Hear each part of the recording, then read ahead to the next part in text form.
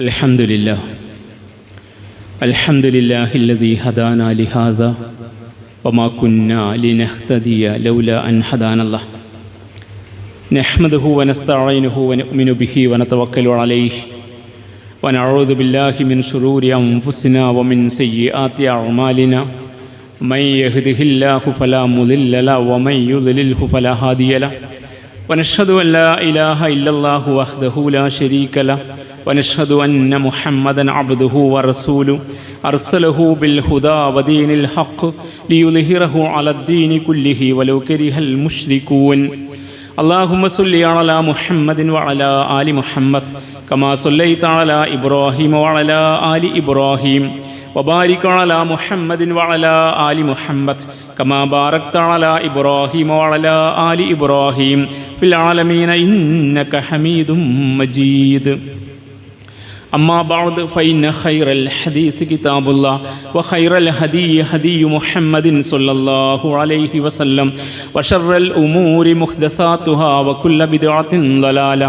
أيها الناس أوصيكم وإياي أولا بتقوى الله. رب اشرح لي صدري ويسر لي أمري واحلل عقدة من لساني يفقهوا قولي. إن أريد إلا الإصلاح ما استطعت وما توفيقي إلا بالله عليه توكلت وإليه أنيب. أعوذ بالله من الشيطان الرجيم. بسم الله الرحمن الرحيم. الذين يتبعون الرسول النبي الأمي الذي يجدونه مكتوبا عندهم في التوراة والإنجيل يأمرهم بالمعروف وينهاهم عن المنكر ويحل لهم الطيبات ويحرم عليهم الخبائث ويضع عنهم إصرهم والأغلال التي كانت عليهم فالذين آمنوا به وعزروه ونصروه واتبعوا النور الذي أنزل معه أولئك هم المفلحون. صدق الله العلي العظيم. ബഹുമാന്യരായ സത്യവിശ്വാസികളെ, വിശ്വാസിനികളെ, റബ്ബ് സുബ്ഹാനഹു വ തആലയുടെ കൽപ്പനകൾ ജീവിതത്തിലുടനീളം പാലിച്ചുകൊണ്ട് അവൻ്റെ വിധി വിലക്കുകളെ സൂക്ഷിച്ച് ജീവിക്കണമെന്ന് ആദ്യമായി എന്നോടും തുടർന്ന് എൻ്റെ സഹോദരീ സഹോദരന്മാരോടും ഉപദേശിക്കുന്നു. വിമോചനത്തെക്കുറിച്ചും അതുപോലെ തന്നെ സ്വാതന്ത്ര്യത്തെക്കുറിച്ചും ഉള്ള ചിന്തകളും വിചാരങ്ങളുമൊക്കെ ഒരേ സമയം സമ്മേളിക്കുന്ന ഒരു കാലയളവിലാണ് നമ്മളുള്ളത്.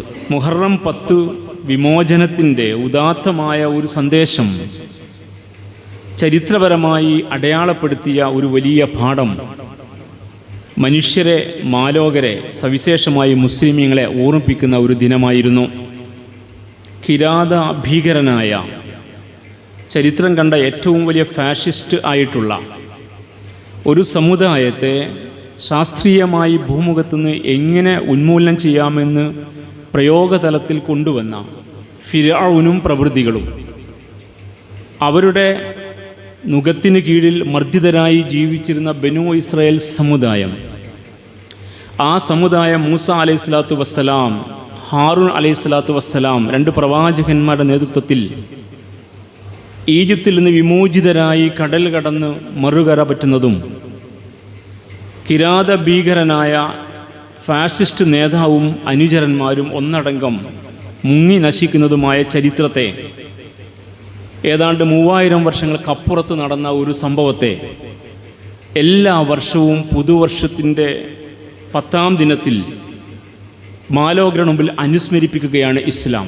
വിമോചനത്തിൻ്റെ ഉദാത്തമായ പാഠം, എക്കാലത്തും എവിടെയും ജീവിക്കുന്ന മർദ്ദിതരായ ജനതയ്ക്ക് ആശ്വാസം നൽകുന്ന പാഠം, സമാനമായ ഏതു ഭീകര ഭരണ സംവിധാനത്തിന് കീഴിലും ജീവിച്ചു കൊണ്ടിരിക്കുന്ന ആളുകൾക്ക് പ്രതീക്ഷ നൽകുന്ന ദൈവികമായ ഇടപെടലിൻ്റെ, അള്ളാഹുവിൻ്റെ സുന്നത്തിൻ്റെ ഭാഗമായുള്ള ചരിത്രപാഠം. അത്തരമൊരു വിമോചനത്തെ ഈ മാസം നമ്മെ അനുസ്മരിപ്പിക്കുന്നു. അതേസമയം ഇത് ഓഗസ്റ്റ് മാസമാണ്. നമ്മുടെ രാഷ്ട്രം സ്വാതന്ത്ര്യം നേടിയതിൻ്റെ അനുസ്മരണം നടക്കുന്ന മാസം കൂടിയാണ്. അധിനിവേശ ശക്തികളുടെ നുകത്തിന് കീഴിൽ നിന്ന് പൊരുതി നേടിയ സ്വാതന്ത്ര്യം, ഉദാത്തമായ ഒരു ഭരണഘടനയായി അംഗീകരിച്ചുകൊണ്ട് അതിലെ മൂല്യങ്ങൾ എല്ലാവർക്കും ഒരുപോലെ ലഭ്യമാകണമെന്ന് ആഗ്രഹിച്ചുകൊണ്ട് സംവിധാനിക്കപ്പെട്ട ഒരു രാഷ്ട്രം.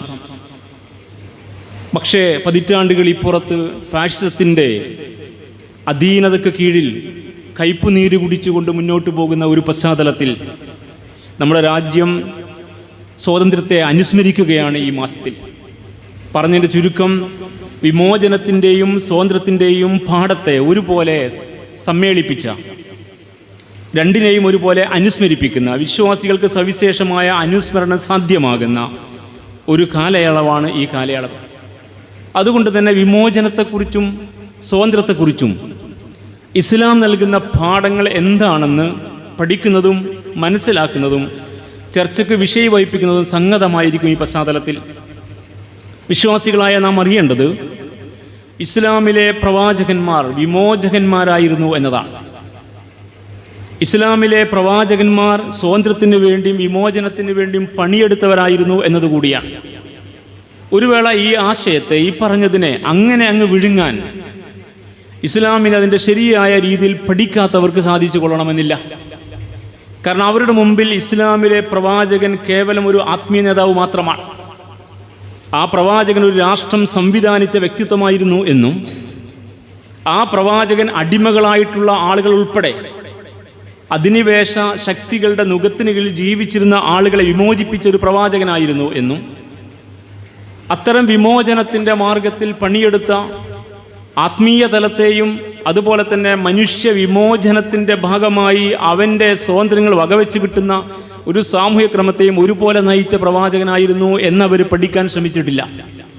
അല്ലെങ്കിൽ അങ്ങനെയുള്ള ഒരു വശത്തെ അങ്ങനെ അങ്ങ് പഠിക്കാൻ അവർക്ക് താല്പര്യമില്ല.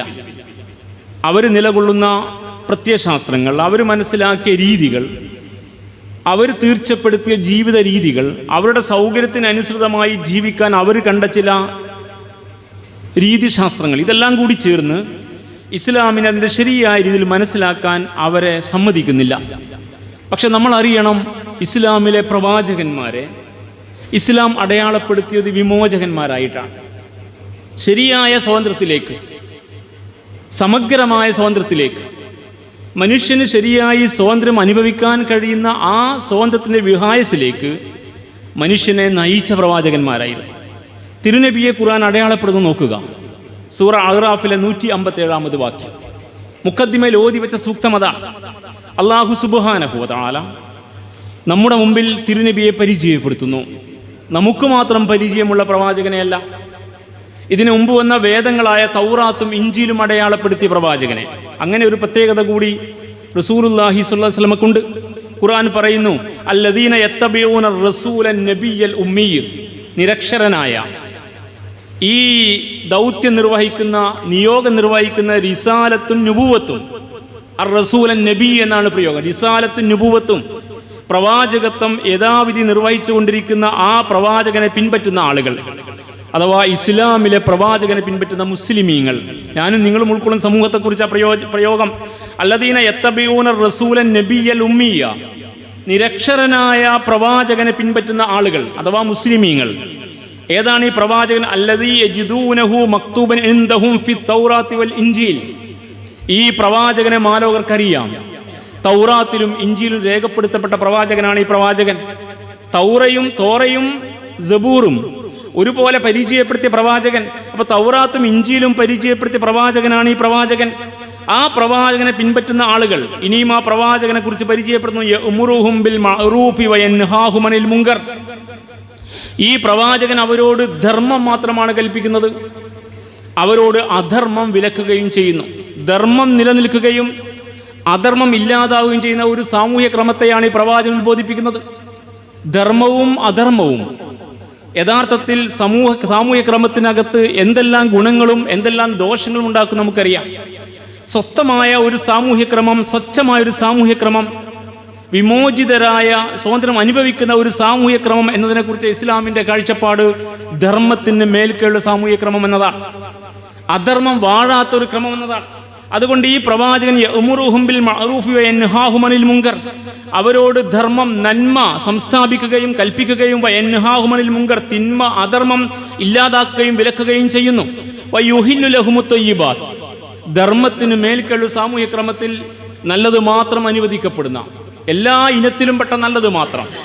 അത് ആഹാരത്തിൻ്റെ കാര്യത്തിൽ മാത്രമല്ല, വസ്ത്രത്തിൻ്റെയും പാർപ്പിടത്തിൻ്റെയും കാര്യത്തിൽ, നിർമ്മാണ പ്രവർത്തനം പരിസ്ഥിതിക്ക് അനുകൂലമാകുന്ന കാര്യത്തിൽ, സമ്പത്ത് ഹലാലായ മാർഗത്തിലാകുന്ന കാര്യത്തിൽ, താഴെത്തട്ടിൽ ജീവിക്കുന്നവർ മാന്യമായി ജീവിക്കാൻ കഴിയും വിധമുള്ള ക്രമം സംവിധാനിക്കുന്ന, ഇതെല്ലാം കൂടി ചേരുന്നതാണ് ഇസ്ലാമിൻ്റെ ക്രമം. അത്തരമൊരു ക്രമത്തിൽ വയുഹിലു ലഹുമുത് ത്വയ്യിബാത്തി വയുഹർരിമു അലൈഹിമുൽ ഖബായിസ്, അവർക്ക് അനുവദനീയമായത് മാത്രം അദ്ദേഹം അവർക്ക് അനുവദിച്ചു കൊടുക്കുന്നു, ഹലാലായത് മാത്രം. വയുഹർരിമു അലൈഹിമുൽ ഖബായിസ്, മ്ലേച്ഛം, അശ്ലീലം, അനാശാസ്യം, അധർമ്മം, തിന്മ, ചീത്തത്വം, തെറ്റ്, കുറ്റം എന്നിങ്ങനെ തുടങ്ങി മനുഷ്യന്റെ പ്രകൃതിന് യോജിക്കാത്ത എല്ലാറ്റിനെയും വിലക്കുകയും ചെയ്യുന്നു. കഴിഞ്ഞില്ല, ഈ പ്രവാചകൻ വയലഅൻഹും ഇസ്റഹും, അവരുടെ ഭാരങ്ങളെ ഇറക്കി വെക്കുന്നു. അവരുടെ മേൽ അതീശ ശക്തികൾ കെട്ടിയേൽപ്പിക്കുന്ന ഭാരങ്ങൾ, ഫ്യൂഡൽ പ്രഭുക്കന്മാർ, ജന്മിമാർ, പുരോഹിതന്മാർ, ഭരണാധികാരികൾ, അധിനിവേശ ശക്തികൾ, രാജാക്കന്മാർ, അതിനെക്കുറിച്ചായി പറയുന്നത് അവർ കെട്ടിവെക്കുന്ന ഭാരങ്ങൾ, മനുഷ്യനെ ഞെരുക്കുന്ന ഭാരങ്ങൾ. വയലഅൻഹും ഇസ്റഹും, അവരുടെ ഭാരങ്ങളെ ഇറക്കി വെക്കുന്നു. വൽഅഗ്ലാലല്ലത്തി കാനത് അലൈഹിം, ഈ പറയുന്ന അധിനിവേശ അതീശ ശക്തികൾ അവരുടെ മേൽ കുടുക്കിയിട്ട ചെങ്ങലകളെ പൊട്ടിച്ചെറിയുന്നു. ഭാരങ്ങളെ ഇറക്കി വെക്കുക, ചെങ്ങലകൾ പൊട്ടിച്ചെറിയുക. സാധാരണ വിപ്ലവത്തിന്റെ മുദ്രാവാക്യം വിളിക്കുന്ന, കൊടി പിടിക്കുന്നവർക്ക് മാത്രം പരിചയമുള്ള പ്രയോഗമാണ് കേട്ടോ. അല്ലെങ്കിൽ ആ പ്രയോഗം അവിടെയേ പലരും കേട്ടുള്ളൂ. പക്ഷെ ഈ പ്രയോഗം തിരുനബിയെ പരിചയപ്പെടുത്ത വയലഅൻഹും ഇസ്റഹും വൽഅഗ്ലാലല്ലത്തി കാനത് അലൈഹിം, മനുഷ്യന്റെ മേൽ, മനുഷ്യർ അവരുടെ മേൽ ആധിപത്യം വാഴുന്നവർ കെട്ടിയേൽപ്പിച്ച ഭാരങ്ങളെ ഇറക്കി വെക്കുകയും വൽഅഗ്ലാലല്ലത്തി കാനത് അലൈഹിം, അവരുടെ മേൽ ഇട്ട കുരുക്കിയിട്ട ചെങ്ങലകൾ പൊട്ടിച്ചെറിയുകയും ചെയ്തുകൊണ്ട് അവരെ വിമോചിപ്പിക്കുന്ന പ്രവാചകൻ. ഒരു പ്രവാചകനെ പരിചയപ്പെടുത്തുക. പള്ളിയിൽ ഇമാമ് നിൽക്കുന്ന ഒരു പ്രവാചകന്റെ ഗുണഗണങ്ങളല്ല ഈ പറയുന്നത്. പള്ളിയിൽ ഇമാമത്ത് നിർവഹിക്കുന്ന അതേ പ്രവാചകൻ സമൂഹത്തെ നയിക്കുന്ന നായകനാണ്, വിമോചകനാണ്. മനുഷ്യനെ നന്മയുടെ, ധർമ്മത്തിന്റെ സ്വച്ഛന്തമായ മേഖലയിലേക്ക് നയിക്കുന്ന, സ്വാതന്ത്ര്യത്തിലേക്ക് നയിക്കുന്ന പ്രവാചകനാണ്. അത് മണ്ണിൽ സ്ഥാപിക്കാനെന്ന പ്രവാചകനാണ്. അങ്ങനെയുള്ള പ്രവാചകനെ പിൻപറ്റുന്നവർ, ഇങ്ങനെയുള്ള ഒരു പ്രവാചകനെയാണോ വിശ്വാസികളായി നമ്മൾ പിൻപറ്റുന്ന? നമ്മുടെ പ്രവാചകർക്ക് ഇങ്ങനെ ഒരു സങ്കല്പം നമുക്കുണ്ടോ? ഇസ്ലാം ഇങ്ങനെ ഒരു സങ്കല്പത്തെ പഠിപ്പിച്ചിരിക്കെ മുസ്ലിമീങ്ങളായ നമ്മൾ എങ്ങനെ ഇത്ര ചുരുങ്ങിപ്പോയി? കേവലം പള്ളിയിലെ ഇമാമത്തും ഫിഖ്ഹിന്റെ വിധിയും മാത്രം പറഞ്ഞു പരിചയിച്ച, അതുമാത്രം, അതിൻ്റെ കാര്യത്തിൽ മാത്രം പ്രവാചകനെ പരിചയപ്പെടുന്ന അവസ്ഥയിലേക്ക് നമ്മൾ എങ്ങനെ ചുരുങ്ങിപ്പോയി? ആരാണ് നമ്മളെ ഇങ്ങനെ വഞ്ചിച്ചത് എന്നൊരു ചോദ്യം ഈ സന്ദർഭത്തിൽ ഞാനും നിങ്ങൾ സ്വന്തത്തോട് ചോദിക്കേണ്ടത്. പക്ഷേ ഇവിടെ ആ പ്രവാചകനെ ഇങ്ങനെ പരിചയപ്പെടുത്ത ഈ പ്രവാചകനെ പിൻപറ്റുന്നവർ, നമ്മൾ പിൻപറ്റുന്ന പ്രവാചകൻ ഇതൊക്കെയാണ്, നിങ്ങൾ പിൻപറ്റുന്ന പ്രവാചകൻ ഇതൊക്കെയായിരുന്നു അല്ല പറയാ. അല്ല പറയുമ്പോൾ അത് സമ്മതിക്കാൻ കഴിയാത്ത, സമ്മതിക്കാൻ തയ്യാറാകാത്ത ആളുകളെ കുറിച്ച് എന്ത് പറയണമെന്ന് നമ്മൾ സ്വയം ഉത്തരം കണ്ടെത്തണം. അല്ല പറയാൻ നിങ്ങളുടെ പ്രവാചകൻ ഇതാ. ആ പ്രവാചകനെ പിൻപറ്റുന്ന ആളുകൾ മനസ്സിലാക്കണം, നിങ്ങളുടെ പ്രവാചകൻ ഇതാണ്. ആ പ്രവാചകനെ തൗറാത്തും ഇഞ്ചിലും ഇങ്ങനെ പരിചയപ്പെടുത്തിയിട്ടുണ്ട്. അഥവാ മാലോകർക്ക് ഈ പ്രവാചകനെ അറിയാം. ആ പ്രവാചകൻ നന്മ കൽപ്പിക്കാനും സ്ഥാപിക്കാനും തിന്മ വിലക്കാനും ഇല്ലാതാക്കാനും വന്ന പ്രവാചകനാ. നിസ്കരിച്ച് നോമ്പ് നോറ്റ് ദിക്റ് ചൊല്ലിയ ഭാഗത്ത് ഇരിക്കുന്ന പ്രവാചകനല്ല, ഇടപെടുന്ന പ്രവാചകനാ. ആ പ്രവാചകൻ യുഹില്ലു ലഹുമുത് ത്വയ്യിബാത്ത് വയുഹർരിമു അലൈഹിമുൽ ഖബായിസ്, അവർക്ക് നല്ലത് മാത്രമേ അനുവദിക്കൂ, നല്ലത് മാത്രം നിലനിൽക്കുന്ന ഒരു ക്രമം, ഒരു അധർമ്മം നിലനിൽക്കാത്ത ഒരു ക്രമം. അത് ഇസ്ലാമിന്റെ സ്വപ്ന, വിമോചനത്തിന്റെ സ്വപ്നമാണ്. മനുഷ്യൻ സ്വതന്ത്രമായി ജീവിക്കാൻ പറ്റുന്ന സാമൂഹിക ക്രമത്തിന്റെ സ്വപ്നമാണ്. അതുകൊണ്ട് വയുഹില്ലു ലഹുമുത് ത്വയ്യിബാത്തി വയുഹർരിമു അലൈഹിമുൽ ഖബായിസ്, നല്ലത് മാത്രം അനുവദിക്കുകയും ചീത്ത വിലക്കുന്ന ഒരു പ്രവാചകൻ. സർവോപരി ഈ പ്രവാചകൻ വയലഅൻഹും ഇസ്റഹും വൽഅഗ്ലാലത്തി കാനത് അലൈഹിം, അവരെ വരിഞ്ഞു മുറുക്കുന്ന ചെങ്ങലക്കെട്ടുകളെ പൊട്ടിച്ചെറിയുകയും അവരുടെ മേൽ അതീശ ശക്തികൾ കയറ്റിവെച്ച ഭാരങ്ങളെ ഇറക്കി വെക്കുകയും മനുഷ്യന്റെ പിരടികളെ വിമോചിപ്പിച്ച് സ്വതന്ത്രമായി, സ്വച്ഛമായി, വിമോചിതരായി ജീവിക്കാൻ അവസരമൊരുക്കുന്ന പ്രവാചകൻ. അങ്ങനെയുള്ള പ്രവാചകനെ പിൻപറ്റുന്നവർ, അങ്ങനെയുള്ള പ്രവാചകനെ പിൻപറ്റുന്ന ഈ യാഥാർത്ഥ്യം അറിയുന്നവരാണ് ലക്ഷണമൊത്ത മുസ്ലിമീങ്ങൾ എന്ന് സഹോദരന്മാരെ ഞാൻ നിങ്ങൾ ഓർക്കണം. അപ്പൊ അങ്ങനെയുള്ള പ്രവാചകനെ പിൻപറ്റുന്നവർ ഫല്ലദീന ആമനൂ ബിഹി, അവരെ കുറിച്ച് വീണ്ടും ആ വിശ്വാസത്തെ കുറിച്ച് പറയാം. ഫല്ലദീന ആമനൂ ബിഹി, അവരിൽ ആ പ്രവാചകനെ വിശ്വസിക്കുന്നവർ. വഅസ്റൂഹു, ആ പ്രവാചകനെ ശക്തിപ്പെടുത്തുന്നവർ, ശക്തിപ്പെടുത്തുക. വനസറൂഹു, ആ പ്രവാചകന്റെ മാർഗത്തിൽ സഹായികളായി നിൽക്കുക. വത്തബഉൻ നൂറല്ലദീ ഉൻസില മഅഹു, ആ പ്രവാചകന്റെ കൂടെ അവതരിപ്പിക്കപ്പെട്ട പ്രകാശത്തെ പിൻപറ്റുക. എത്ര കാര്യങ്ങളാ പറഞ്ഞത്? ആ പ്രവാചകനെ വിശ്വസിക്കുക. ഇങ്ങനെയുള്ള പ്രവാചകനെ വിശ്വസിക്കുക എന്നുള്ളതാണ്. ഇങ്ങനെയുള്ള പ്രവാചകൻ വിമോചനത്തിൻ്റെ സ്വാതന്ത്ര്യത്തിൻ്റെ മാർഗത്തിലേക്ക് മനുഷ്യരെ നയിക്കാൻ വേണ്ടി വന്ന ഈ ഇടപെടൽ നടത്തുന്ന അത്തരമൊരു പ്രവാചകൻ വിശ്വസിക്കുക. അസ്സറൂഹു അദ്ദേഹത്തെ ശക്തിപ്പെടുത്തുക, വനസ്സറൂഹു അദ്ദേഹത്തെ സഹായിക്കുക, വത്തബഉ നൂറല്ലദീ ഉൻസില മഅഹു അദ്ദേഹത്തിന്റെ കൂടെ അള്ളാഹു നൽകിയ പ്രകാശത്തെ പിൻപറ്റുന്നവർ ഉലൈക ഹുമുൽ മുഫ്ലിഹൂൻ അവരാണ് വിജയികൾ. ആരാണ് വിജയിക്കുന്ന വിശ്വാസം എന്ന് പഠിപ്പിക്കുക. അവിടെ ആരാണ് വിജയിക്കുന്ന വിശ്വാസികൾ പഠിക്കാൻ വേണ്ടി പറയാം. നിസ്കാരത്തിന്റെ റക്അത്തിന്റെ എണ്ണം പൂർത്തീകരിച്ച ആളുകളെ കുറിച്ച് ഇവിടെ പറഞ്ഞില്ല. അതിനർത്ഥം അത് മോശമായതുകൊണ്ടല്ല. സുന്നത്ത് നമസ്കാരത്തിന്റെ എണ്ണത്തെക്കുറിച്ച് പറഞ്ഞില്ല. എണ്ണിത്തീർത്ത ദിക്റിന്റെ എണ്ണത്തെക്കുറിച്ചും പറഞ്ഞില്ല. മറിച്ച് നമ്മൾ ഇന്നും മനസ്സാ സമ്മതിക്കാത്ത വിമോചനത്തെക്കുറിച്ചാണ് പറഞ്ഞത്. വയലവൻഹും ഇസ്രഹും വല്ല അഗലാലത്തി കാനത്തുഅലൈഹിം മനുഷ്യന്റെ മേൽ അതീശ ശക്തികൾ നേതൃത്വം വാഴുന്നവർ അവർ കയറ്റിവെക്കുന്ന ഭാരങ്ങളെ ഇറക്കി വെക്കുന്ന വല്ല അഗലാലത്തി കാനത്തുഅലൈഹിം അവരെ വരിഞ്ഞു മുറുക്കുന്ന ചെങ്ങലക്കെട്ടുകൾ പൊട്ടിക്കുന്ന ഇത് ഇസ്ലാം പറഞ്ഞ വിപ്ലവ. ഈ വിപ്ലവം പലതും കേട്ടില്ല. മറ്റു കൊടികൾ പറഞ്ഞ വിപ്ലവങ്ങൾ കേട്ടു. ഈ വിപ്ലവത്തെക്കുറിച്ച് പഠിക്കാൻ നമുക്ക് സമയം കിട്ടിയില്ല. മനുഷ്യനെ വിമോചിപ്പിക്കുന്ന, മനുഷ്യനെ സ്വാതന്ത്ര്യത്തിന്റെ വിഹാസിലേക്ക് നയിക്കുന്ന, ധർമ്മം മാത്രം നിലനിൽക്കുന്ന, അധർമ്മത്തിന് മേൽക്കൈ പാടില്ലാത്ത, നല്ലത് മാത്രം സാധ്യമാകുന്ന, തിന്മ സാധ്യമാകാത്ത ഒരു സാമൂഹ്യ ക്രമത്തിലേക്ക് മനുഷ്യനെ നയിക്കുന്ന ഈ പ്രവാചകനെ പിൻപറ്റുന്നവർ പിൻപറ്റിയാൽ മാത്രം പോരാ, സമ്മതിച്ച് പിൻപറ്റിയാൽ മാത്രം പോരാ. വനസറൂഹു വഅസ്സറൂഹു ആ പ്രവാചകനെ സഹായിക്കണം, ഈ മാർഗത്തെ സഹായിക്കണം. വഅസ്സറൂഹു ഈ മാർഗത്തെ ശക്തിപ്പെടുത്തണം, ഇസ്സത്തുള്ള അവസ്ഥയിലേക്ക് കൊണ്ടുവരണം. വത്തബഉ നൂറല്ലദീ ഉൻസില മഅഹു ആ പ്രവാചകനോട് ഇറക്കിയ ഖുർആൻ ഉണ്ടല്ലോ അതിന്റെ പ്രകാശത്തെ മുഴുവനായും പിൻപറ്റണം. നിങ്ങൾക്ക് ഇഷ്ടമുള്ള ദീനുമായിട്ട് പോയാൽ പോരാ, ദീനിനെ പൂർണ്ണമായി നിങ്ങൾ പിൻപറ്റണം. അങ്ങനെയുള്ള ആളുകൾ ഉലൈക ഹുമുൽ മുഫ്ലിഹൂൻ അവരാണ് വിജയിക്കുക. നാം ഈ ദീനെ കൊണ്ട് വിജയിക്കാൻ ആഗ്രഹിക്കുന്നുവെങ്കിൽ ഇത്രയും വിശാലമായ വിഭാവനയെ ഇസ്ലാമിന്റെ മാർഗത്തിൽ അംഗീകരിക്കാനും സമ്മതിക്കാനും നമുക്ക് സാധിക്കണമെന്ന് ഖുർആൻ നമ്മോട് പറയാം. ഞാൻ എന്നോടും പിന്നീട് നിങ്ങളോടും. ഇതാണ് ഇസ്ലാം പ്രവാചകരെ പരിചയപ്പെടുത്തിയ രീതിശാസ്ത്രം. അതുകൊണ്ട് ഹബീബായ റസൂൽ നമുക്കിങ്ങനെ കാണാം. മക്കയിൽ ഇസ്ലാമിന്റെ പ്രബോധന പ്രവർത്തനം തുടങ്ങിയ ഒരു കാലഘട്ടം നമ്മുടെ മുമ്പിൽ ആ ചരിത്രമുണ്ട്. ഓർമ്മപ്പെടുത്തിയാൽ നമുക്ക് ആ സന്ദർഭം ശരിക്കും മനസ്സിലാവും. അവിടെ മലകൾ, നാട്ടുകൂട്ട പ്രമാണിമാർ, ഉത്ബത്തും ഷൈബത്തും ഉമൈത്തും ഖലഫും അബൂ സുഫിയാനും അബൂജഹലും ചേരുന്ന ഒരു നാട്ടുകൂട്ട പ്രമാണിമാർ നാട് ഭരിക്കുന്ന ഒരു മക്ക. അതാണ് ക്രമം. അതിനകത്ത് നേതൃത്വം കൊടുക്കുന്ന പുരോഹിതന്മാർ, വിഗ്രഹ ആരാധനയെ ഉപാസിക്കുന്ന പുരോഹിതന്മാർ. അപ്പൊ ഈ നാട്ടുകൂട്ട പ്രമാണികളും ഈ പുരോഹിത വർഗവും മതവും ഭരണകൂടവും തമ്മിലുള്ള സംയുക്തമായ കൂട്ടുകെട്ട് അങ്ങനെ ഒന്നുണ്ട്. ഇപ്പോഴും ഇന്ത്യൻ അവസ്ഥയും അത് തന്നെയാണ്. ശരിയായ ക്രമത്തിൽ അത്തരം ഒരു സാമൂഹ്യ ക്രമത്തിൽ എല്ലാ തിന്മകളും ഉണ്ടാകും. അത് ഇസ്ലാമിന്റെ ഒരു പഠിപ്പിക്കുന്ന പാഠാ. എന്തുകൊണ്ട് മക്കയിൽ മദ്യപാനം ഉണ്ടായി? നമ്മൾ പഠിക്കുന്നു മക്ക മദ്യത്തിന്റെ, മദിരാക്ഷിയുടെ, വ്യഭിചാരത്തിന്റെ, കൊല്ലും കൊലയുടേതുമായ ഒരു സാമൂഹ്യ ക്രമമായിരുന്നു. ചൂതാട്ടം അവർക്ക് താല്പര്യമുള്ള വിഷയമായിരുന്നു. ഹിപ്പികളെ പോലെ ജീവിക്കുന്ന കവികളുടെ നേതൃത്വം വഹിക്കുന്നവരായിരുന്നു. അവിടെ പെൺകുട്ടികൾ ജീവനോടെ കുഴിച്ചു മൂടപ്പെട്ടു. ഇതൊക്കെ നമുക്ക് ആ ക്രമത്തിൽ കാണാമെങ്കിൽ നമ്മൾ അറിയണം ഏതെല്ലാം ക്രമത്തിൽ, ഏതേതു ക്രമത്തിൽ വിഗ്രഹാരാധന മതമായി മാറുകയും ഇത്തരം പ്രമാണിത്വമുള്ള കൂട്ടർ അധികാരം വാഴുക ചെയ്താൽ അവിടെ ഇതൊക്കെ നടക്കും. അതൊരു ചരിത്ര പാഠമാണ്. നമ്മൾ ചരിത്രം പഠിക്കുമ്പോൾ ഒരു കാലഘട്ടത്തെ മാത്രം അറിഞ്ഞാൽ പോരാ. ചരിത്രത്തിന്റെ ആവർത്തനത്തിന്റെ അവസ്ഥകളെ മനസ്സിലാക്കിയിട്ട് അത്തരം ഒരവസ്ഥയിൽ ഖുർആൻ നൽകുന്ന വെളിപാടുകളെ, പ്രവാചക ഇടപെടലുകളെ മനസ്സിലാക്കിക്കൊണ്ട് ജീവിക്കാൻ കഴിയുന്ന കണ്ണുള്ളവരായിട്ട് ജീവിക്കണം മുസ്ലിം സമുദായം. അപ്പോഴേ നമ്മുടെ പഠനം അർത്ഥവത്താകൂ. അതുകൊണ്ട് അത്തരം ഒരു മക്കയുടെ ക്രമത്തിലാണ് റസൂലുള്ളാഹി വരുന്നത് സ്വല്ലല്ലാഹു അലൈഹി വസല്ലം. ആ തിരുനബി ഇടപെട്ടുകൊണ്ട് സമൂഹത്തെ ശരിയായ വഴിയിലേക്ക് വിളിച്ചു, സ്വാതന്ത്ര്യത്തിലേക്ക് വിളിച്ചു, വിമോചനത്തിന്റെ മാർഗത്തിലേക്ക് വിളിച്ചു. നിങ്ങൾ അടിമകളെ പോലെ ജീവിക്കേണ്ടവല്ല, നിങ്ങൾ സ്വതന്ത്രരായി ജീവിക്കേണ്ടവരാ, സ്വതന്ത്രരായിട്ട് ജീവിക്കേണ്ടവരാ. അവരോട് പറഞ്ഞ വർത്തമാനത്തിന്റെ പൊരുളതാ. നിങ്ങളെ അടിമവൽക്കരിക്കുന്ന ഈ മതമുണ്ടല്ലോ, വിഗ്രഹ ആരാധിഷ്ഠിതമായ ബഹുദൈവ ആരാധനാക്രമം, നിങ്ങൾ അത് നേതൃത്വം കൊടുക്കുന്ന പുരോഹിതന്മാർ, അതിൽ നിന്ന് മുതലെടുത്തുകൊണ്ട് നിലകൊള്ളുന്ന അതിശക്തികൾ, അവരെയൊക്കെ വിട്ടിട്ട് നിങ്ങൾ ലാ ഇലാഹ ഇല്ലല്ലാഹ്, നിങ്ങൾക്ക് മുമ്പിൽ തമ്പുരാൻ മാത്രമുള്ള ക്രമത്തിലേക്ക് വരണം എന്നാ പറഞ്ഞത്. അതാണ് പറഞ്ഞതിന്റെ ചുരുക്കം. നിങ്ങൾ അവിടെ പോക്ക് നിർത്തി ഇവിടെ നിസ്കരിച്ചോളെന്ന് മാത്രമല്ല, അങ്ങനെ നിസ്കരിക്കാനൊന്നും ക്രമമില്ല മക്കയിൽ. നിസ്കരിക്കാൻ ചൂണ്ടിക്കാണിക്കാൻ ഇടമില്ലാത്ത മക്ക. അപ്പൊ മക്കയിലെ പ്രബോധനത്തിന്റെ പൊരുള് നിങ്ങൾ അവിടെ പോയി പൂജിക്ക് നിർത്തിയിട്ട് ഇവിടെ നിസ്കരിച്ചോളിൻ എന്നല്ല. അതല്ല ഇസ്ലാമിന്റെ ആഹ്വാനം. മറിച്ച് നിങ്ങളുടെ കാഴ്ചപ്പാടുകൾ മാറട്ടെ, നിങ്ങൾക്ക് തിരിച്ചറിവുണ്ടാവട്ടെ. ഇത്തരം ഒരു സാമൂഹ്യ ക്രമത്തിലല്ല നിങ്ങൾ ജീവിക്കേണ്ടത്. ധർമ്മം വാഴുന്ന, നീതി ലഭ്യമാകുന്ന, അവസാനത്തെ സമൂഹത്തിലെ അവസാനത്തെ ആൾക്കും താഴെത്തട്ടിലെ മനുഷ്യനും സ്വതന്ത്രമായി ജീവിക്കാൻ ക്രമമുണ്ടാവണം. അതിനുള്ള മാർഗം തമ്പുരാന്റെ കൽപ്പനയ്ക്ക് വഴിപ്പെടല. അതിലേക്കാ വിളിച്ചത്. ആളുകൾ വന്നു. അതുകൊണ്ടാ വന്നതിൽ ഭൂരിപക്ഷവും ഏഴകളും തോഴകളും അടിമകളുമായത്. അത് വെറുതെ സംഭവിക്കുന്ന ഒന്നല്ല. അവർക്ക് വേണ്ടി സംസാരിക്കുന്ന ഒരു വിമോചകന്റെ ശബ്ദത്തിൽ അവർ സ്വപ്നങ്ങൾ നെയ്തെടുത്തു. അപ്പോൾ അവർ പ്രവാചകന്റെ കൂടെ കൂടി.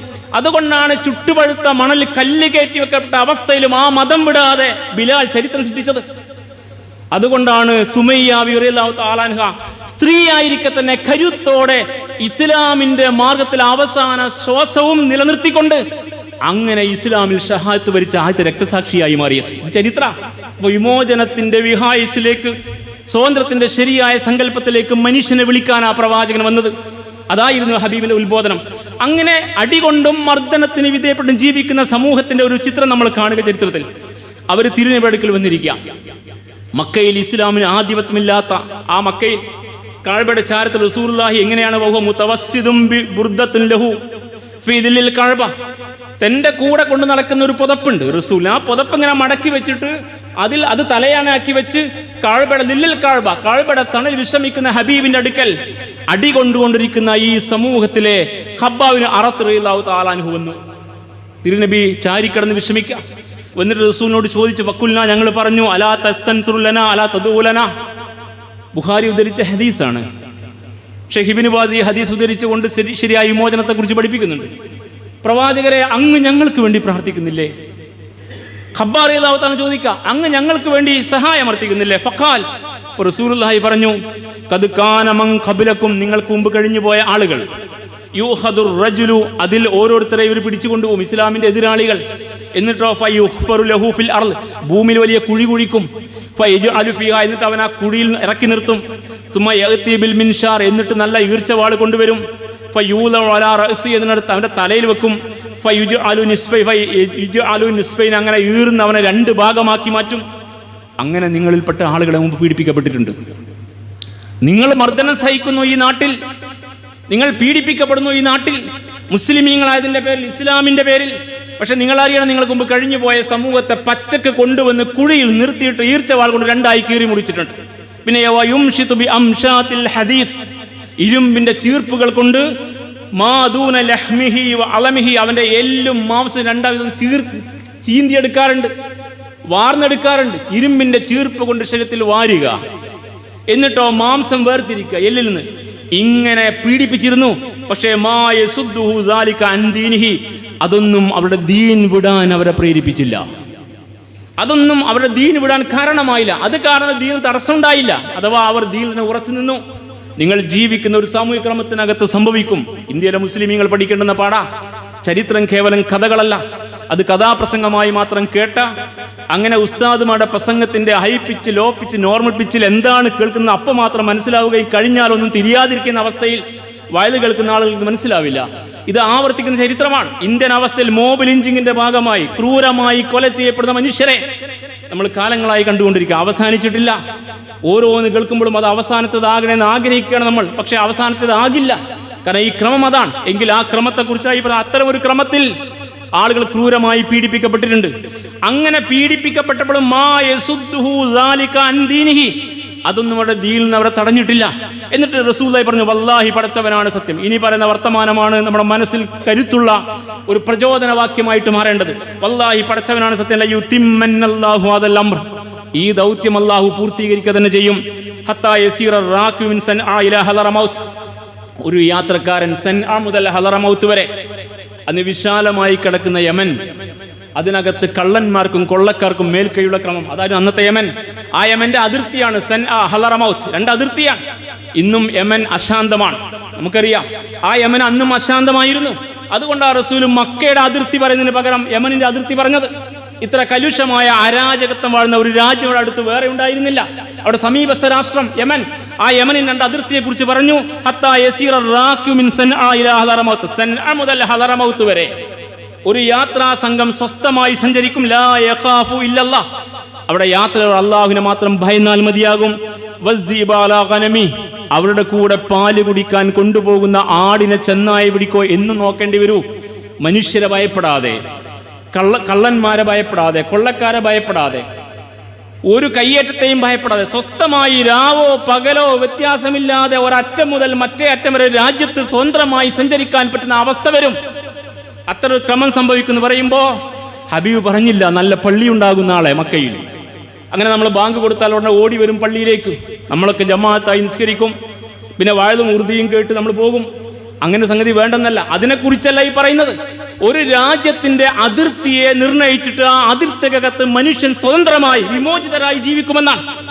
സ്വാതന്ത്ര്യവും വിമോചനവും എത്രമേൽ ഉദാത്തമായ വഴിയാണ്, സന്ദേശമാണ് ഇസ്ലാമിൽ നിന്ന് പഠിപ്പിക്കുക. ഇത് അടികൊണ്ടുകൊണ്ടിരിക്കുന്ന ഒരു സമുദായത്തിന്റെ കൂടെ നായകനായ പ്രവാചകൻ ജീവിക്കുന്ന കാലത്തെ വർത്തമാനമാണ്.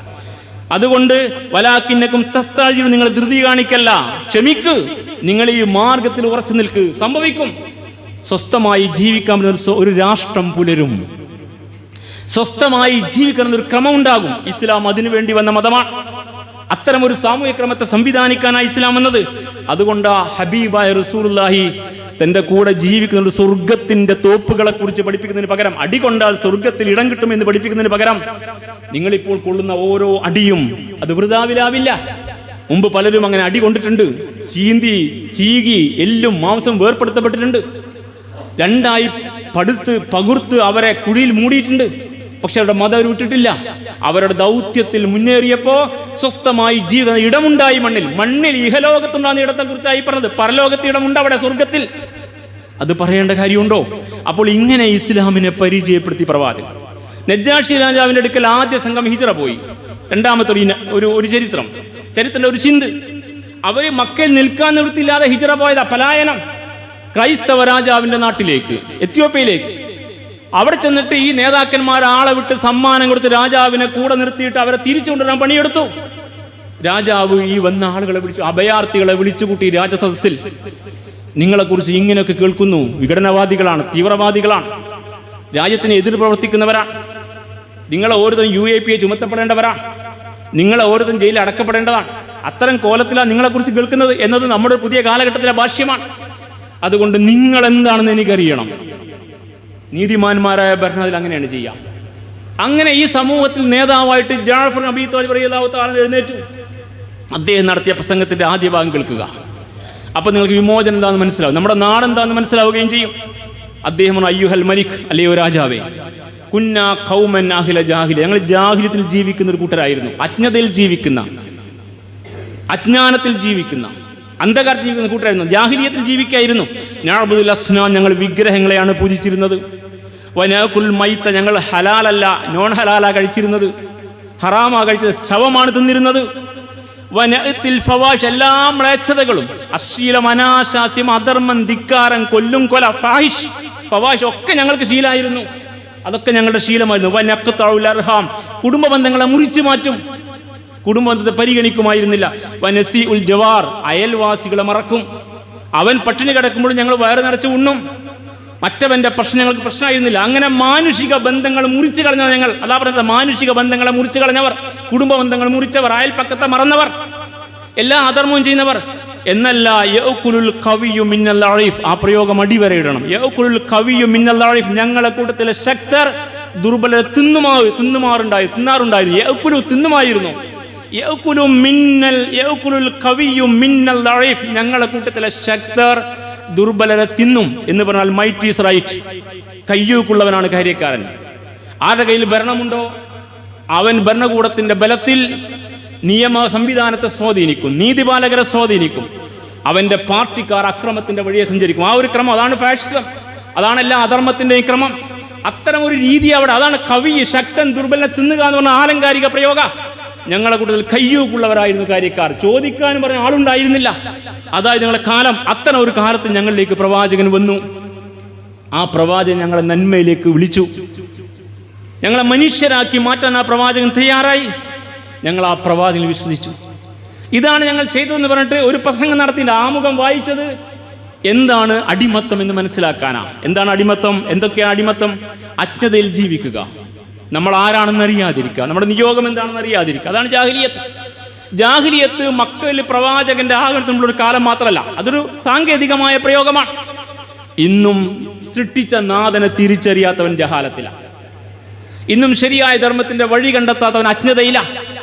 ഇന്നും മനുഷ്യവിരുദ്ധമായ, പ്രകൃതി വിരുദ്ധമായ, ധർമ്മവിരുദ്ധമായ പ്രവർത്തനം ജീവിക്കുന്നവർ അധർമ്മത്തിലാണ്, അവർ അജ്ഞതയിലാണ്. ഇന്നും മതത്തിൻ്റെ പേരിൽ മനുഷ്യനെ കൊല്ലുന്നവനും ജാഹിലിയത്തിലാണ്. അവനൊരു മതമുണ്ട് കേട്ടോ, അന്ന് മക്കൾക്കൊരു മതമുണ്ടായിരുന്നു. അങ്ങനെയാണ്. പിന്നെന്താ പറഞ്ഞത്? വിഗ്രഹങ്ങളെ പൂജിക്കുക. വിഗ്രഹാരാധന എന്നത് അജ്ഞതയാണ്. അത് സ്വതന്ത്രമല്ല, സ്വതന്ത്രരാഹിത്യമാണ്. അതുപോലെ തന്നെ ശവം കഴിക്കുക എന്നത്, അഥവാ ധർമ്മത്തിൻ്റെ വഴി ജീവിക്കാൻ കഴിയാതിരിക്കുക. അതുപോലെ തന്നെ മ്ലേച്ഛങ്ങൾ ചെയ്യുക. അതുപോലെ തന്നെ മനുഷ്യബന്ധങ്ങളെ പരിഗണിക്കാതെ കുടുംബ ബന്ധങ്ങൾ മുറിച്ചു കളയുക. അയൽപ്പക്കത്തെ പരിഗണിക്കാതിരിക്കുക. മാനുഷിക ബന്ധങ്ങൾ, ഇതൊക്കെ അജ്ഞതയാണ്, അന്ധകാരമാണ്, ജഹാലത്താണ്. ഇങ്ങനെ ജാഹിലിൽ ജീവിക്കുന്ന ഞങ്ങളെ നന്മയിലേക്ക് നയിച്ചത് പ്രവാചകനാണ്. ആ പ്രവാചകൻ ഞങ്ങളെ വിമോചനത്തിലേക്ക് നയിച്ചു, സ്വാതന്ത്ര്യത്തിലേക്ക് നയിച്ചു. ഞങ്ങൾ തമ്പുരാനെ വഴിപ്പെട്ട് ജീവിക്കാൻ പഠിച്ചു. അങ്ങനെ ഇസ്ലാമിക ഇതാണ് ഞങ്ങൾ ചെയ്ത കുറ്റം എന്നൊരു പ്രസംഗം നടത്തിയിട്ട് അതിനുശേഷം അദ്ദേഹം ഖുർആനിലെ ചില ഭാഗം ഓതി കേൾപ്പിക്കുകയും ചെയ്തു. കാഫായ ഐൻ സ്വാദ്, ആ സൂറ അങ്ങ് ഓതി കേൾപ്പിച്ചു. നജ്ജാഷി എൻ്റെ കണ്ണുകൾ ഇങ്ങനെ നിറഞ്ഞൊഴുകി. അവർക്ക് ജീവിക്കാൻ അവസരം കൊടുത്തു. എന്നല്ല, പിൽക്കാലത്ത് നജ്ജാഷി അത് മുസ്ലിമായി. തൻ്റെ സമൂഹം ക്രൈസ്തവരായിരിക്കെ അവരറിയാതെ രഹസ്യമായി മുസ്ലിമായി ജീവിച്ച നജ്ജാഷി മരിച്ചപ്പോൾ അള്ളാഹു വഹിയിലൂടെ പ്രവാചകനെ അറിയിച്ചു, നജ്ജാഷി മരിച്ചിരിക്കുന്നു. അങ്ങനെ ഹബീബായ പ്രവാചകന്റെ ജീവിതത്തിൽ ഒരേ ഒരു മയ്യിത്ത് നിസ്കാരം മാത്രമാണ് മയ്യിത്ത് മുമ്പില്ലാതെ നിർവഹിച്ചത്. മുമ്പിലില്ലാതെ, ഗായിബായ മയ്യിത്ത് എന്നാ പറയാ. മയ്യിത്ത് മുമ്പിലില്ലാതെ നിസ്കരിച്ച ഒരേ ഒരു മയ്യിത്ത് നിസ്കാരം റസൂലുള്ളാഹി നിർവഹിച്ചത് നജ്ജാഷി രാജാവിന് വേണ്ടിയാണ്. അങ്ങ് എത്യോപ്യയിൽ മരിച്ച നജ്ജാഷിക്ക് വേണ്ടി മദീനയിൽ നമസ്കാരം നടന്നു, വഹിയിലൂടെ അറിയിക്കപ്പെട്ട അടിസ്ഥാനത്തിൽ.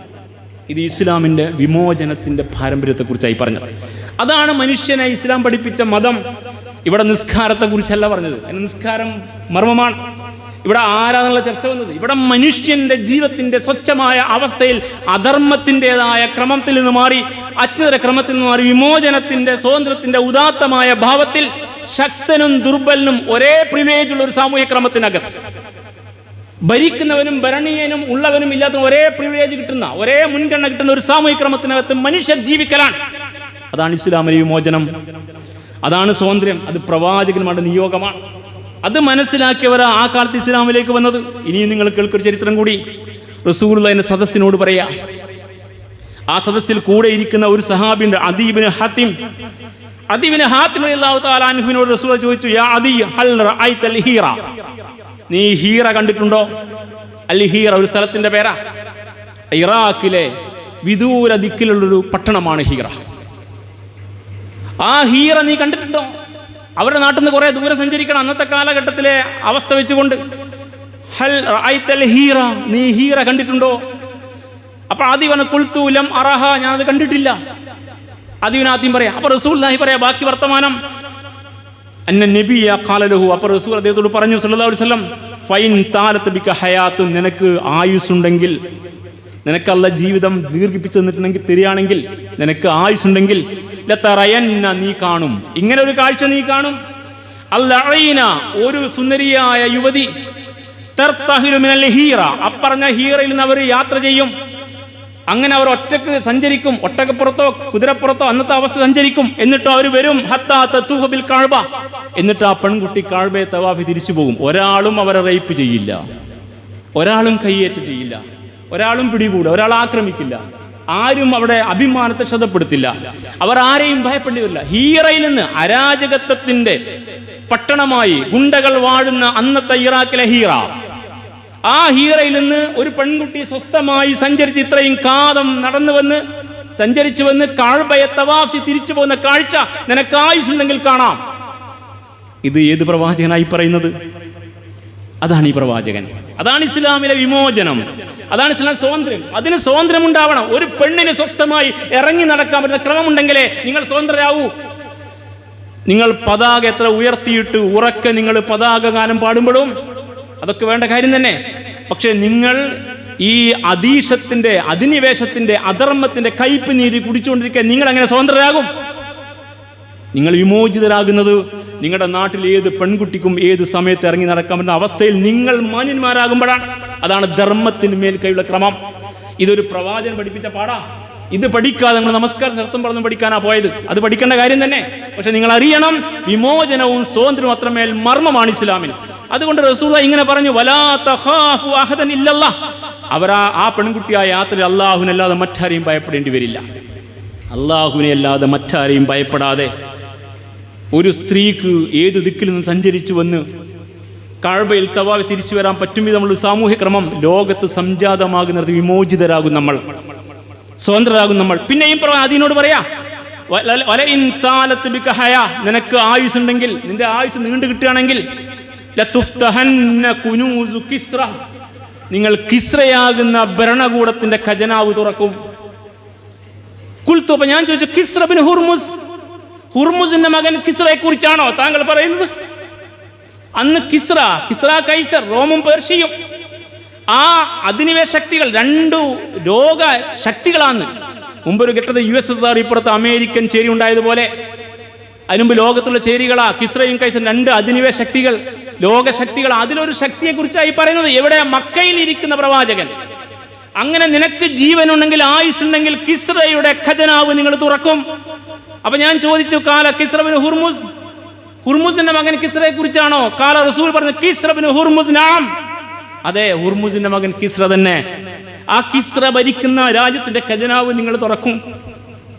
വീണ്ടും റസൂൽ പറയാ അതിബിനാത്തിനോട്, വലയിൻ താലത്ത് ബികഹയ, ഇനിയും നിനക്ക് ആയുസ്സുണ്ടെങ്കിൽ ലതറയന്ന റജുൽ, നീ ഒരാളെ കാണും ആ കാലഘട്ടത്തിൽ, യഖ്റുജു മിൽഅ ഖഫ്ഫിഹി മിൻ ദഹബിൻ ഔ ഫില്ല, അയാള് കൈനിറയെ സ്വർണവും വെള്ളിയുമായി ഇറങ്ങി നടക്കും. അഥവാ പണം കൊണ്ട് പുറത്തിറങ്ങും. തന്റെ കയ്യിൽ പണവുമായി പുറത്തിറങ്ങും. അന്നത്തെ നാണയങ്ങളാണ് സ്വർണവും വെള്ളിയും. എന്നിട്ടോ വയത്തിലുവും ആര് സ്വീകരിക്കുമെന്നിങ്ങനെ ചോദിച്ചുകൊണ്ടിരിക്കും. ആര് സ്വീകരിക്കും സക്കാത്ത്? എന്റെ സക്കാത്താണ്, ആരുണ്ട് സ്വീകരിക്കാൻ? ഇതെന്റെ സക്കാത്തിന്റെ പണമാണ്, ആരുണ്ട് സ്വീകരിക്കാൻ എന്ന് ചോദിച്ചു നടക്കുന്ന കാലം നിനക്ക് കാണാം. പക്ഷെ സ്വീകരിക്കാൻ ആരെയും കാണില്ല. പട്ടിണിക്കാരില്ലാത്ത രാജ്യം. ഇത് ഇസ്ലാം പറയാ സംഭവിച്ചതാ. തിരുനബിക്ക് ശേഷം സക്കാത്തുമായി പുറത്തിറങ്ങി സ്വീകരിക്കാൻ ആളുണ്ടായിട്ടില്ല, സംഭവിച്ചതാ. അപ്പൊ ഈ മൂന്ന് കാര്യങ്ങളെന്ന് റസൂൽ പറയാ ജീവിതകാലത്ത്. പിന്നീട് അദി പറയാ, തന്റെ അനുഭവം പറയാ.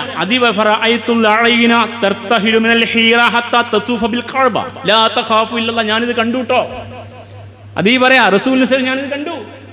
ഒരു പെൺകുട്ടി ഒറ്റക്ക് തന്റെ ഒട്ടകക്കട്ടിലിൽ, ഒട്ടകത്തിന്റെ മുകളിലെ കൂടാരത്തിൽ ഇരുന്നു കൊണ്ട് ഹീറയിൽ നിന്ന് സഞ്ചരിച്ച് വന്നിട്ട് കഅബ തവാഫ് ചെയ്ത് പോയി. ഞാനത് കണ്ടു. സ്വാതന്ത്ര്യത്തിന്റെ വിമോചനത്തിന്റെ ഉദാത്തമായ മാതൃക സംവിധാനിക്കപ്പെട്ട ഇസ്ലാമിൽ, അതാണ് ഇസ്ലാം.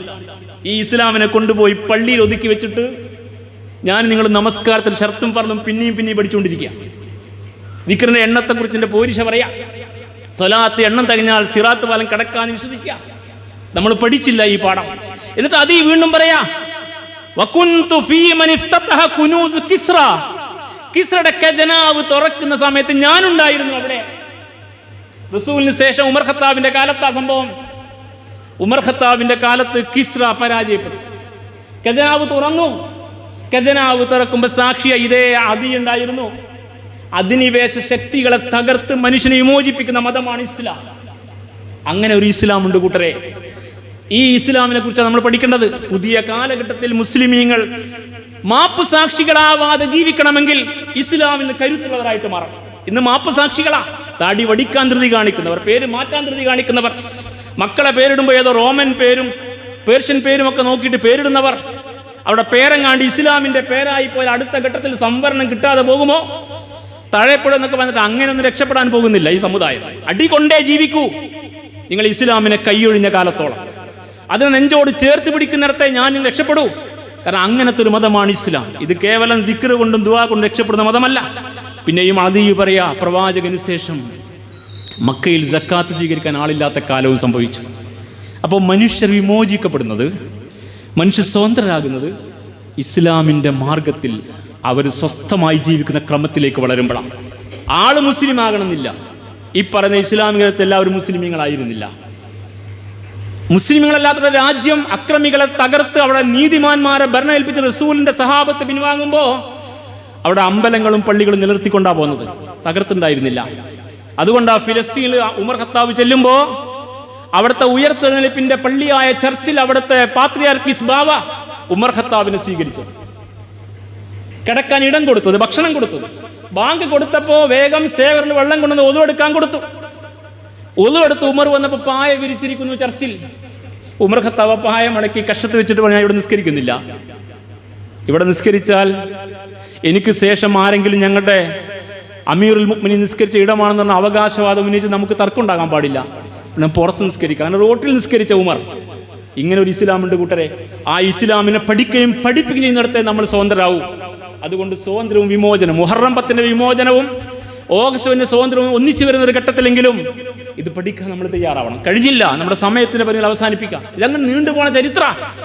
അത്തരം ഒരു സാമൂഹിക ക്രമത്തിനകത്ത് സ്വസ്ഥമായി ഇസ്ലാമിനെ പ്രതിനിധീകരിച്ചുകൊണ്ട് നമ്മുടെ ശത്രുവായി നാം കാണുന്നവരെ വരെ അവരുടെ മുമ്പിൽ ഇസ്ലാമിനെ ശരിയായി സമർപ്പിച്ചുകൊണ്ട് തമ്പുരാന്റെ മാർഗത്തിൽ മനുഷ്യന് വേണ്ടി, പ്രപഞ്ചത്തിന് വേണ്ടി, പ്രകൃതിക്ക് വേണ്ടി, പരിസ്ഥിതിക്ക് വേണ്ടി, നീതിക്ക് വേണ്ടി, ധർമ്മത്തിന് വേണ്ടി, അവസാനത്തെ മനുഷ്യനും അവകാശങ്ങൾ പങ്കുവെച്ച് കിട്ടുന്ന വിഭവങ്ങൾ പങ്കുവെച്ച ക്രമത്തിന് വേണ്ടി എഴുന്നേറ്റ് നിൽക്കാൻ നമുക്ക് ബാധ്യതയുണ്ട്. ആ ബാധ്യത ഇസ്ലാം ഏൽപ്പിക്കുന്ന ബാധ്യതയാണ്. നമ്മുടെ പ്രവാചകനേറെ സംസാരിച്ച ബാധ്യതയാണ്. അത്തരം ഒരു സ്വാതന്ത്ര്യത്തിൻ്റെ വിമോചനത്തിൻ്റെ സങ്കല്പത്തെ ശരിയായി പഠിച്ചു ഇസ്ലാമിൻ്റെ മാർഗത്തിൽ കരുത്തോടെ മുന്നോട്ട് പോകാൻ ഈ മുഹറവും ഓഗസ്റ്റ് 15 നമുക്ക് പ്രചോദനമാകുമാറാവട്ടെ. അള്ളാഹു നമ്മെ എല്ലാവരെയും അനുഗ്രഹിക്കുമാറാവട്ടെ. അഖൂലു ഖൗലി ഹാദാ വസ്തഗ്ഫിറുല്ലാഹ ലീ വലക്കും വസ്തഗ്ഫിറൂഹു ഇന്നഹു ലൽ ഗഫൂറുർ റഹീം വദ്ഉഹു ഇന്നഹു വൽ ബർറുൽ കരീം. അൽഹംദുലില്ലാഹി റബ്ബിൽ ആലമീൻ.